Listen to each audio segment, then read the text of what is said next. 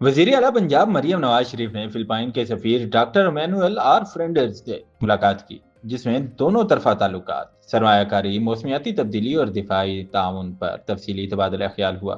مریم نواز نے فلپائن کو 2026 کی آسیان چیئرمین شپ پر مبارکباد دی اور فلپائنی سرمایہ کاروں کو پنجاب میں سرمایہ کاری کی پیشکش کی، مکمل تعاون اور سہولیات کی یقین دہانی بھی کرائی۔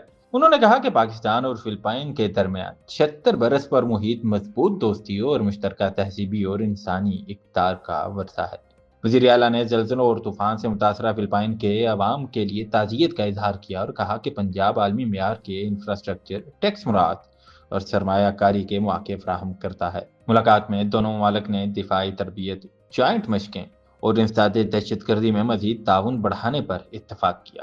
مریم نواز شریف نے یقین دلایا کہ پنجاب ہر شعبے میں باہمی شراکت داری کو نئی بلندیوں تک لے جانے کے لیے پرعزم ہے۔